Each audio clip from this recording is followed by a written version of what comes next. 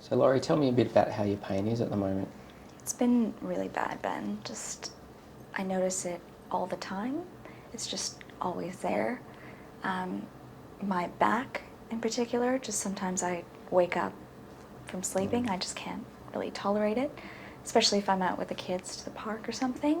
After a good run around, I'm just absolutely wiped. Yeah. Look, I think part of what I wanted to do today is talk to you about the best way to manage that and giving you a little plan that you can follow just to try and keep things under control. So I think in your case, the pain is associated with the cancer in your back. And I understand that we've scheduled for you to see one of the radiation doctors about treating that. Yeah, that's next week. Yeah. Okay. And we know that there are potentially other causes that might be contributing to your pain, such as having a bit of arthritis in your spine, or perhaps being a bit stressed can also affect your experience of pain as well. So I think the best way to manage your pain is to have something regularly, rather than just having it when you feel it's really bad, just to try and prevent it from getting out of control and from being, just to make it more manageable. So what I'm going to suggest is that we use a medication called morphine to manage your pain. Is that something that you've heard about?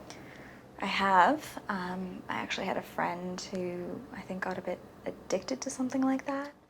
It's a common concern that people have, is becoming addicted to medications like this. And we know that with patients that have cancer pain, that unless they've had problems with addiction themselves in the past, then that is rarely an issue. And we prescribe it in safe doses in accordance with what your pain levels are.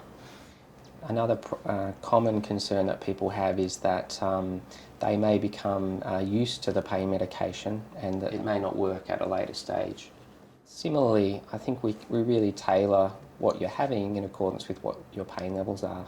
So hopefully, with having some radiation, your pain levels will improve with that and we'll be able to actually reduce your pain medication. I think initially what I'd like is for you to have morphine liquid.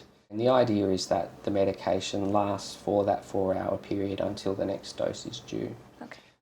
What's really important in addition to that is that if you have times when your pain breaks through that background level of pain medication, and there will be times over the day, perhaps when you've been more active with the kids, that might happen, that you have something that you can take in that circumstance.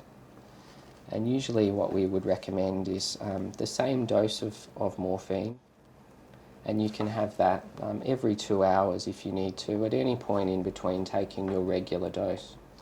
So often, unfortunately, these medications cause constipation, and certainly maintaining your activity like you have been can really help with that, but it's often necessary to take medication to prevent constipation, such as Coloxil and Senna, which is a type of laxative, 2 tablets in the morning. So I'll write that here on the plan for you.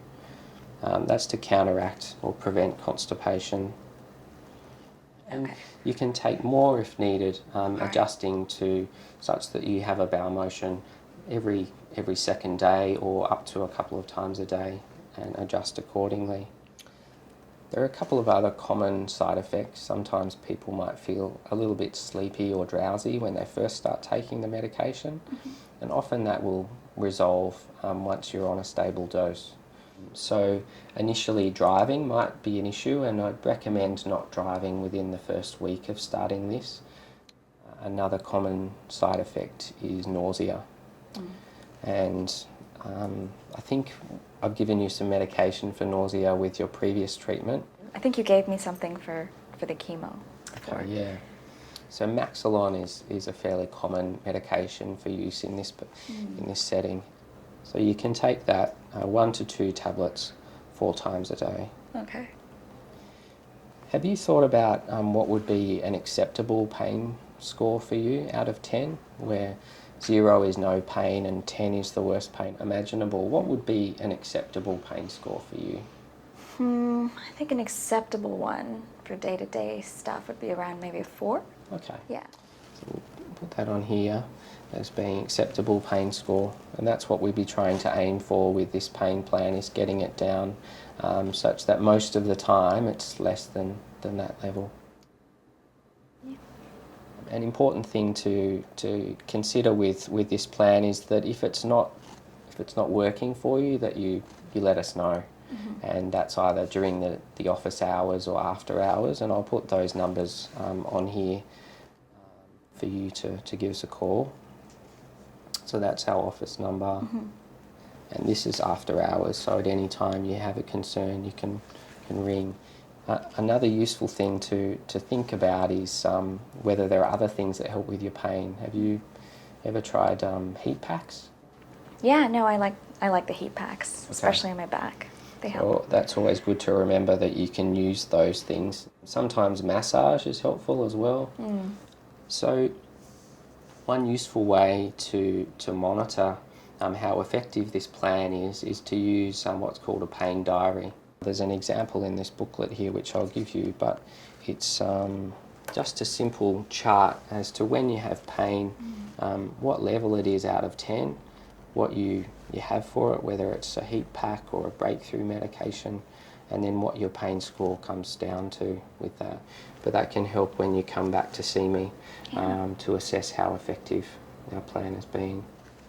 Another useful thing or some people find this useful at least, is to just think about some goals that you have in mind over the next couple of weeks that your pain might be interfering with. Is there anything coming up? I remember you saying that you had your sister's wedding. Yeah, Okay. I would love to comfortably attend that. Yeah. Yeah, okay. Yeah. Is that here in Sydney? Yeah, it's just down at the MCA. Okay. So obviously getting to that's going to be really important for you, and so perhaps we could have that as a goal if you don't mind. Yeah. I think having this plan to refer to is really important, just to remember in all the stress of the day that you've got something to go to. Perhaps that you take a breakthrough before you head off in the car, and that you take the medication with you in case you need it there. And also the medication for nausea. And also perhaps having our numbers to call if you had any concerns when you were out. And that way you can feel a bit more confident that you'll be able to manage the wedding. What I've also got here for you is just this booklet on cancer pain and the causes, how we manage it, and also some other references to resources that might be of interest to you. And you can have a look at this in your own time and come back to me with any questions you have about it, or indeed that your family might have about this. If I could see you back again in around 2 weeks, maybe a couple of days after the wedding. Yeah. But you can just let me know before then if you have any concerns leading up to that. Sounds great. Okay. So I'll give you those to take with you. That sounds great. Okay. Thanks, Ben.